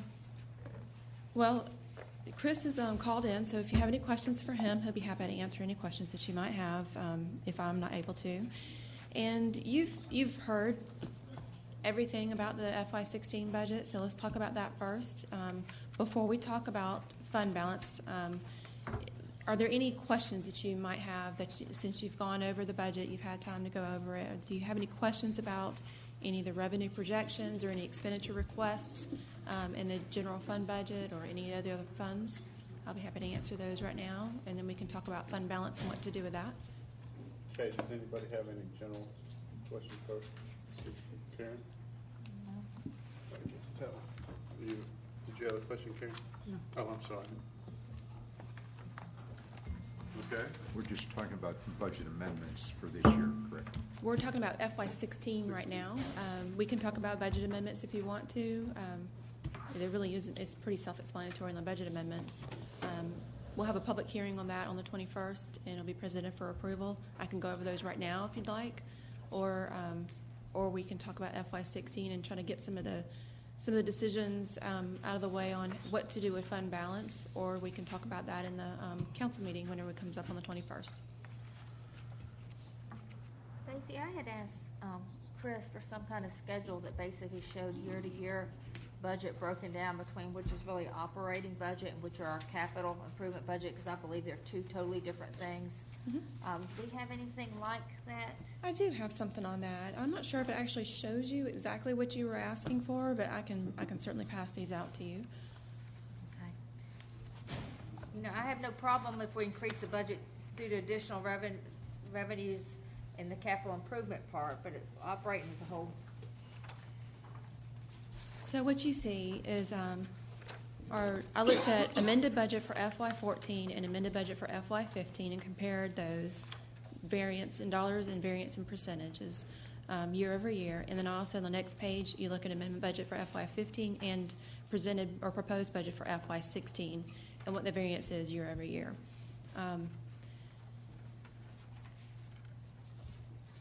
And I also tried to separate out the general maintenance and operating budget versus operating transfers out to the capital projects. Does this capture what you were looking for? Yeah, and I guess we really just need to go and look at the detail for these that are, the larger increases, if we have any.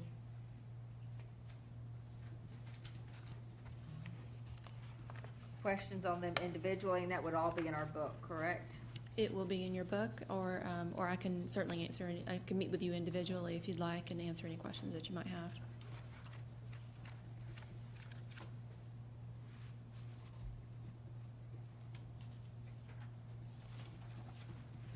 I mean, it looks like the largest increase percentage-wise was in the mayor and council budget. And that's because of the M&O initiative for the $200,000 for the conservation subdivision. No, it wasn't conservation subdivision. Sorry. It's for the green print and geo bond process.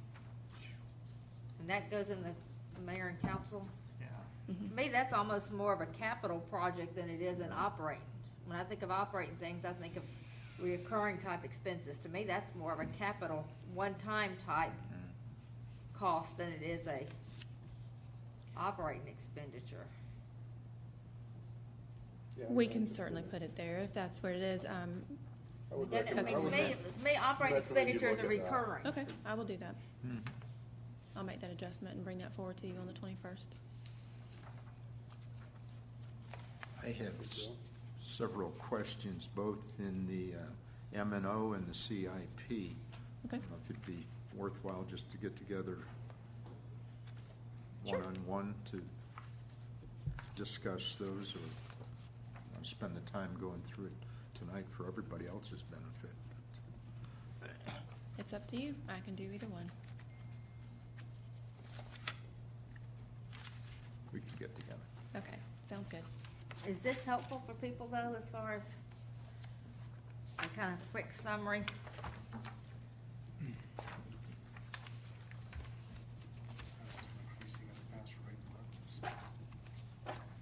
Well, like I said, I don't mind if expenses are increasing in the capital improvement stuff, because it means we may have excess from prior years we're able to spend. It's just...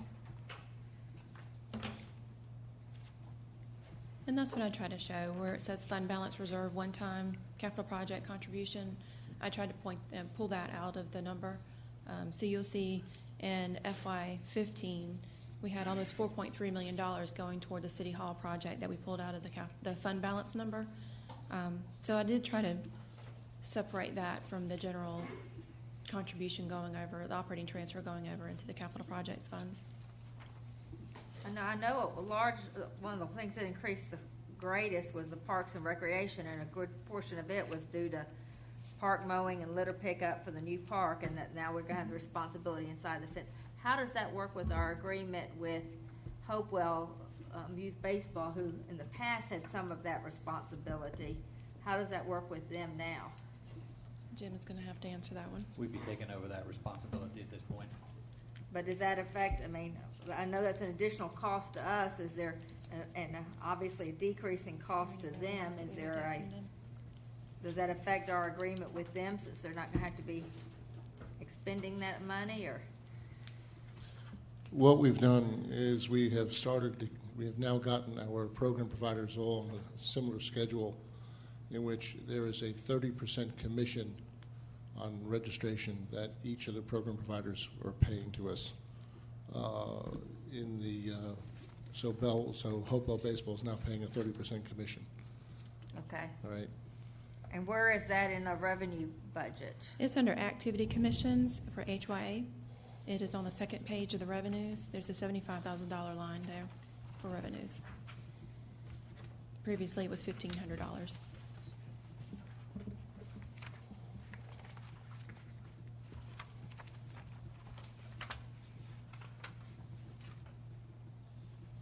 that under the charge, but under this thing here, is under charges for services, or where is it? It would be under revenue? charges for services, yes. So, okay.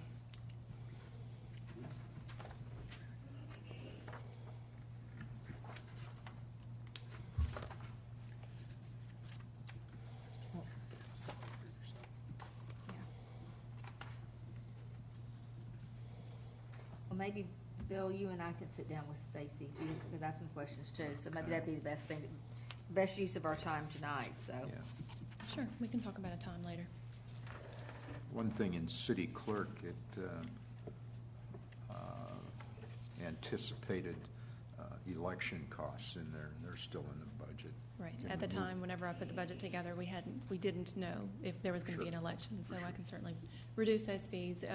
I believe that Fulton County will only reimburse us for the costs that they have not already incurred. Don't know what their costs would be that they've already incurred at this point. I'm sure it's pretty low, especially based on what we did 2 years ago with the election. I believe their costs were around $1,000 or maybe $2,000. So we've already paid them the almost $50,000, I believe, Sudie. So 52. It would be for voter registration cards that they've mailed out. And we should get it sometime in February. I'm sorry, get it when? February of next year. Can we get our refund from them? Wow. The interest rate is how much? Not much, Right. sadly. Okay, did you want to talk about fund balance and what we could do with those monies at this point, or did you want to discuss that on Monday? Are you okay with what we've proposed, what I brought forward to you last Wednesday? Just to kind of reiterate, we're looking at a $5.2 million surplus, plus the $250,000 that I said that we could add to the revenues for property taxes, and then the $97,000 that we have left over for revenues over expenditures for FY16. So that's, if I'm looking at it right, $5,450,000 and some change. So I said, I suggested $1.5 million going to the City Hall project to align funding with the design development estimates, $2 million to fund the acquisition of future parkland, $200,000 for sidewalks, $200,000 for... Yeah, 200 for green space. Is that is that in addition to what we appropriated or allocated last year? Didn't we allocate 200 last year also?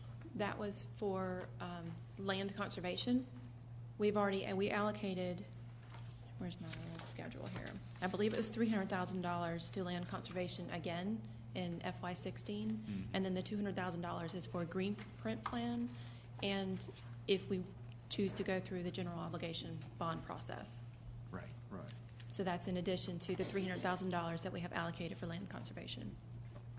Okay. I thought there was another 200 that we're putting in for property acquisition. Nope. It was $2 million for property land or future park land, Right. 200,000 for sidewalks, and 200,000 for dam repair and maintenance. Right. Okay.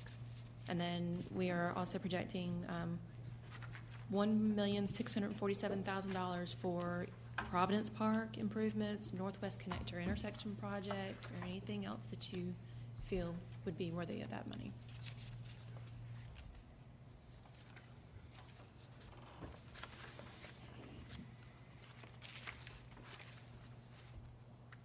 Any questions? And you can, as you said earlier, Chris is online. Chris, do you have anything that you want to mention? Can you hear us? Hey, Mayor, thank you. I didn't know quite how to interrupt, and oh goodness, I can hear a little bit of feedback in talking now. We're a week away from seeking adoption of the budget, so if there are folks that have some questions tonight, it'd be really great to be able to work through those, even if it's for the benefit of the group, because I'm not exactly sure in the next 7 days. We can certainly find time to meet, but the next thing this budget comes forward, it's coming forward for adoption. So if we could work through some of those questions tonight, that'd be great. Yeah, I know Karen and Bill said they might have some questions. For some of those you could ask tonight and we could work through. Well, we have until the 30th to approve this. We do. Not going to be here, but we will have them until the 30th, yes. So, which is actually, what, In over 2 weeks? A little over 2 weeks. I don't have my questions all together yet. I apologize. I've just been busy with getting back from vacation, getting ready for a little barn opening, and my big September 15th deadline, which is tomorrow. So I hope next week I will have more time to. Okay, I guess the issue would just be getting questions answered back out to council and. Sure. But May I make a suggestion? Technically, it can happen. Sure. If it is the will of the council, can we try to get this adopted on the 21st or at some point that week? Because I know that I will be out of the country, and I believe Chris will be out of town as well, attending a conference. So the week after the adoption or the 21st meeting. So if we could try to shoot for the 21st or at some point next week to get the budget adopted, it would be better for staff because we will be available at that time. And follow up, I guess, to what Stacy just said. If we can't, I totally understand that. We'll modify. But I guess if we're looking towards potentially having to schedule another meeting for adoption, that's something we should know sooner rather than later, just so we're not caught at the last minute meeting advertising deadlines and all that good stuff. So we'll figure out a way to make it work. But I just want to make sure everybody has all the answers that they're looking for to get comfortable with adopting it when we ultimately do. I'm available this week. Okay. Through I am Monday. too. And certainly, I can take down your questions as we have our meeting. I can take down the questions and send them out to the rest of the council if you'd like to see the answers to those questions. Okay. I just pull sheets out of my book. And Okay. have them already. Sounds good. Okay. Anybody else? Let's see. Okay. Is that it? That's all I have really for tonight. Chris, do you unless have any anything else? questions. No, I sure don't. I appreciate y'all's consideration of it. Again, I'm sorry that I vacated, but I think y'all probably wanted me to vacate, so I didn't pass along something to anybody in the room. So sorry I'm not there with you, but I'm with you out here on the phone. That's too much information. Okay. Sudi, if you'll please call the next item. Next item is discussion of RZ 15-15 to amend the rural view shed within the rural Milton overlay for single-family type uses, section 64-114A. I do have one public comment to read into the record. This comes from Mr. Scott Reese, 13685 Highway 9, Milton, Georgia. Mr. Mayor and members of council, I am unable to attend tonight's meeting, but am very concerned with changes to the rural view shed. Please consider that these changes will only affect those of us who still own large tracts of land. Previously developed properties will not be affected. Any taking of setback along Main Road should be offset with reduction on Subdivision Street. How does this affect future houses fronting existing streets? Septic field line should be allowed in buffer. Otherwise, lot size must increase to compensate for lost usable area. This is a taking of our property without compensation. Please consider all ramifications before changing a system that has created the best quality of life in the state. Thank you. And that is all the public comment I have. Ms. Kathy Field. Thank you. Mr. Mayor, members of the council, we are proposing that when this item comes before you next week, that it be withdrawn. And that is because we have advertised it, so some action is required. We are asking that it be redrawn simply because essentially the proposed ordinance, the proposed changes as written are deficient in that when we started this process, it was really aimed at increasing the rural view shed.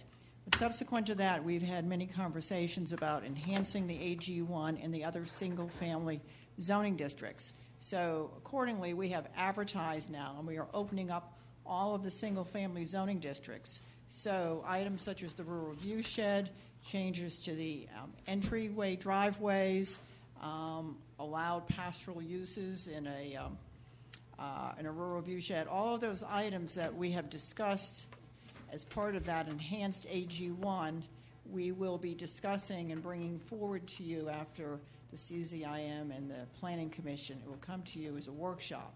So there are more things beside what is just included in this existing change to the rural viewshed. So we would like to essentially withdraw that and start again with the additions that we're going to propose for all the single-family zoning districts, which I think will better meet your discussion requirements in terms of enhancing those single-family zoning districts. Okay. Any comments on that? Sounds good to me. Makes sense to me. Yep. Okay. All right, so let's move on to our next item. Our final item this evening is discussion of alternative housing for seniors in the AG1 district.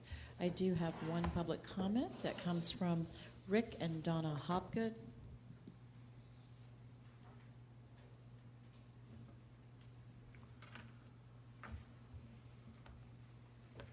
Thank you for allowing me to present this tonight.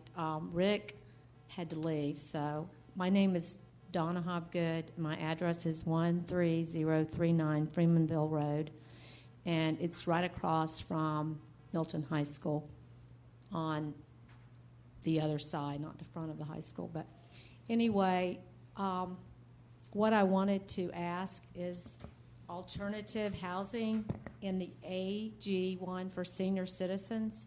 At the present time, I don't believe you have an ordinance for senior citizens in anything other than, like, I guess you would consider it institutionalized, like the Benton House, that's more like a school instead of a home environment. And our house, I think it's about 14,000 square feet, and it's on almost 2 acres of land. And we were considering running a business there.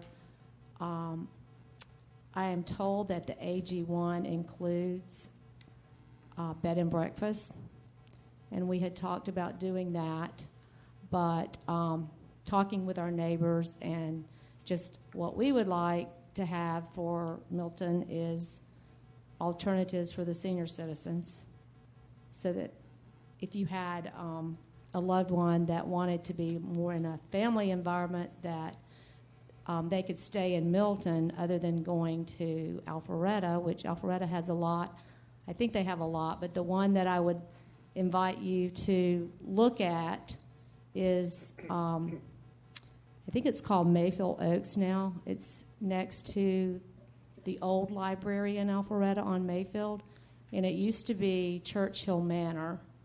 And I've visited that one several times, and there's new owners. It's Helen and Jim Boyle. And they said that they would be more than happy to come and talk to the council, invite the council to come and look at what they offer. And it's just a lovely facility for, you know, your parents or for yourself when you get older. And I just think that I sat here tonight and listened to you talk about the money that's being spent and what we're doing for Parks and Recreation and other things that are going on. But I think we need to look at what's happening with our older citizens, because a lot of the people in Milton are getting older. And so anyway, that's really all I wanted to say. I would like for you to look at that. You're all invited to come by my house and see what I have and compare it to like the one on Mayfield Oaks to see what you would think. And I know that it would also open the door for other people in Milton to run a facility. Rick wanted me to say that he wants this to be a high-end facility so that, you know, something that you might want to retire in. And I don't know which way we would go.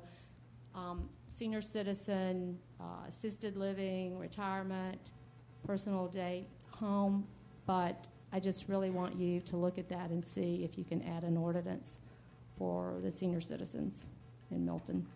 Thank you. All right, thank you. there any other public comments, Sudie? That's all, sir. Tim, would you like to make a public comment? Okay, Kathy, go ahead. Okay, thank you, Mr. Mayor. We have had several inquiries for alternative housing for seniors in the AG1 and some of the other single-family zoning districts, and we did an analysis of what we have, what other communities have, and let me just go through it with you, if I may, and then seek some direction from you in terms of whether or not this is something that you may have an interest in and would like us to proceed with.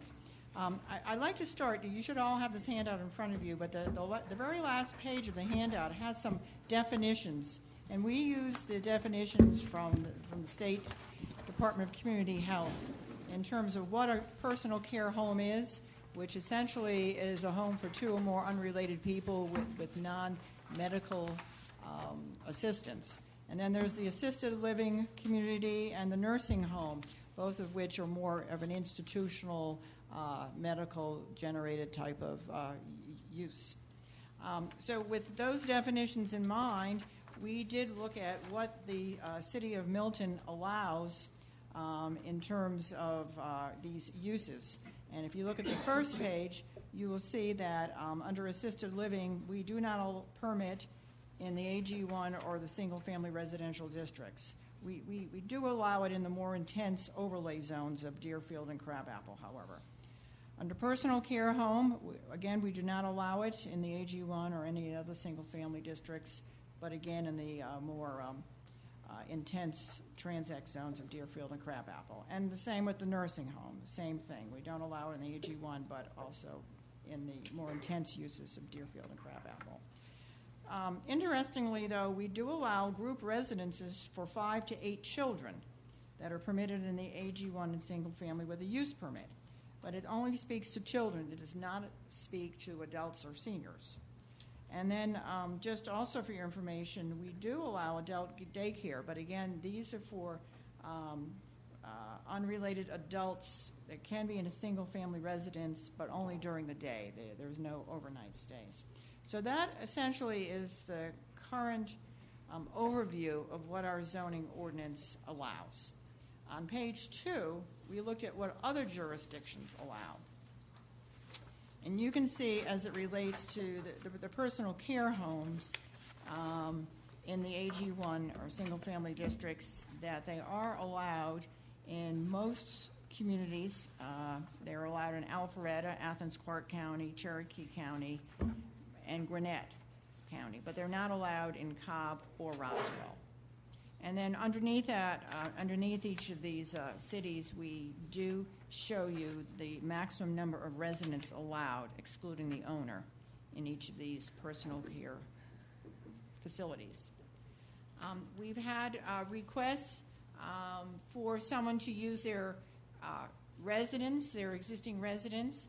We've also had interest from someone who would like to build additional buildings on his land and not just use the personal residence for a conversion to a personal care home. So there are many different ways of looking at this, and we really wanted to bring this forward to you all to get your feedback in terms of your interest in us pursuing something, and certainly what type of criteria or constraints you'd like us to address.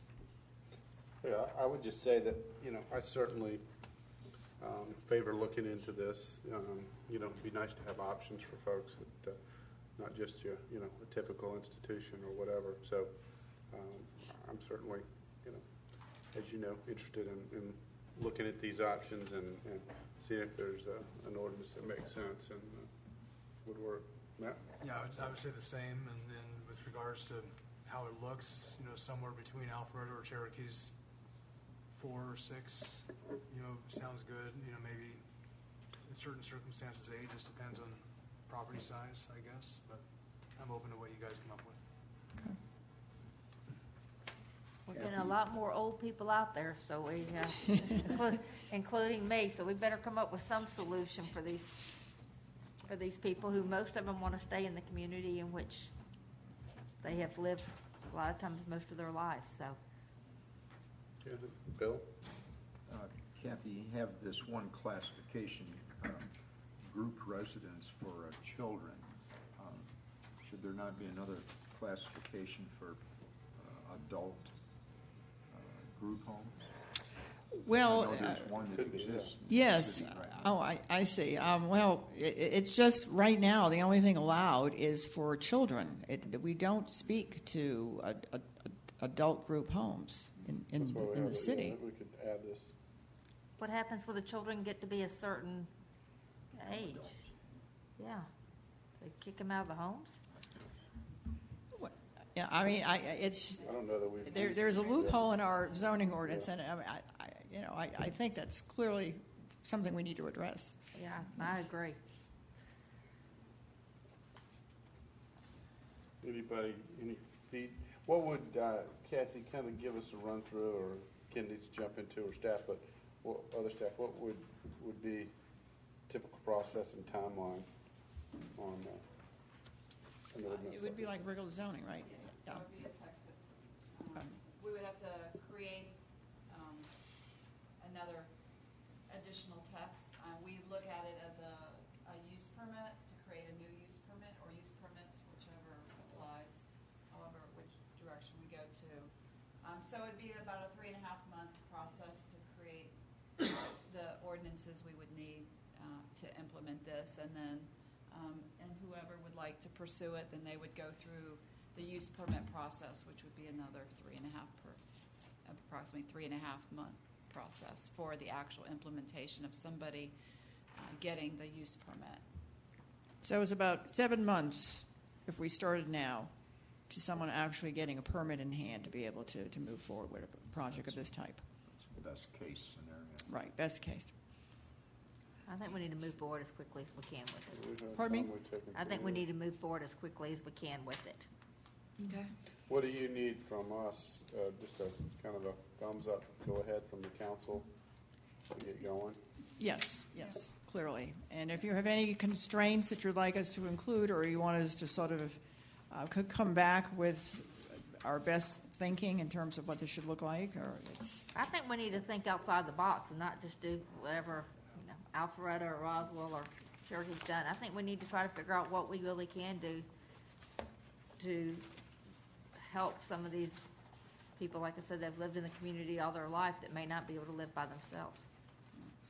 I might suggest, obviously, staff can take the first blush run at it, but also input from council and any citizens that have ideas or have looked at other places or whatever. Feel free to share that with the council and the staff as you're working through this process. And as it's presented publicly, we'll certainly take, other feedback and whatnot, and we can tweak it. But I would certainly, recommend everybody to put some input in on their ideas. I think it'd be good if you could hold a community meeting up at the Senior Citizens Center one day and get their input on what they really feel like is best. That's a great idea. Great idea. Couldn't get them all in there, though. All right. So it looks to me like the council's good with moving forward with as far as getting the ball rolling, starting. Is that correct? Joe, you good with that? Okay. Can I just clarify too? Are you also open not just to AG1, but I know we don't have a ton of single-family residentially zoned like R3s, R4s. Are you open to that as well, for that to be implemented in those districts? I am. I would think so. I don't Okay. think we'd want to limit it to stage you want. That gets to be a little bit more of a challenge because we can think of AG1 as being something where density isn't as much as other areas. So I think it would greatly depend on. Well, I don't think we could say you could match the density of AG1 because by very definition those other areas are a little bit potentially more dense. But where it makes sense, we could. We can need to be, look at it. Yeah. We need to be prepared that may come up. Right. And I think the intent right now, and the folks we've talked to is AG1, but that could come up in the future Right. that somebody might have that use. Okay. Okay. Great. Thank you. All right. Thank you. Anything else on that item? Okay. All right. Anybody have anything else? If not, I'll adjourn the meeting. Thank you.